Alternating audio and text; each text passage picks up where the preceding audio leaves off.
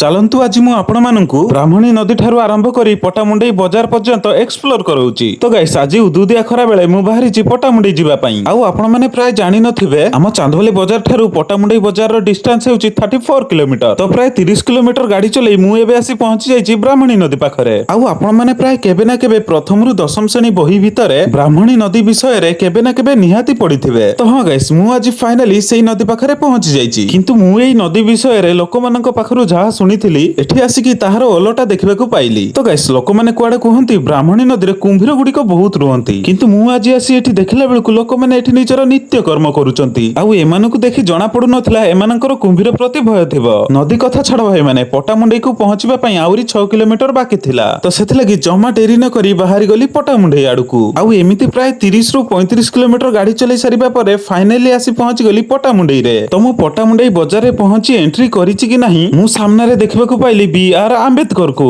ଆଉ ତାପରେ ଦେଖିଲି ପଟାମୁଣ୍ଡେଇରେ ଥିବା ପରିବା ମାର୍କେଟକୁ। ତ ଏଇ ଦୁଇଟି ଜିନିଷ ଦେଖି ସାରିବା ପରେ ମୁଁ ଭାବିଲି ଯାଉଛି ଅଲଗା କିଛି ଜିନିଷ ଏକ୍ସପ୍ଲୋର କରିବି। କିନ୍ତୁ ମୁଁ ବହୁତ ବାଟ ବୁଲାବୁଲି କରିସାରିବା ପରେ ବି ମତେ କିଛି ଦେଖିବା ପାଇଁ ମିଳିଲାନି। କିନ୍ତୁ କିଛି ଦୂରରେ ମତେ ବହୁତ ଗୁଡାଏ ଜଲେବି ଦେଖିବା ପାଇଁ ମିଳିଲା। ତ ମୁଁ ଲୋଭକୁ ନ ସମ୍ଭାଳି ପାରି ସାଙ୍ଗେ ସାଙ୍ଗେ ଅଧ କିଲୋ ଜଲେବି ନେଇ ଆସିଲି। ଆଉ ଭାଇ ମାନେ ଯେହେତୁ ମୁଁ ଫାର୍ଷ୍ଟ ଟାଇମ ପଟାମୁଣ୍ଡେଇ ଆସିଥିଲି ସେଥିଲାଗି ଏଠିକାର କିଛି ଫେମସ ପ୍ଲେସ ଏକ୍ସପ୍ଲୋର କରିପାରିଲି ନାହିଁ। ତ ଗାଇସ୍ ଆଜିକା ଭିଡିଓ ଏତିକ ଥିଲା। ଦେଖା ହବା ନେକ୍ସଟ ଭ୍ଲଗରେ। ଆଜି ପାଇଁ ଏତିକ, ରହିଲି। ଜୟ ଜଗନ୍ନାଥ।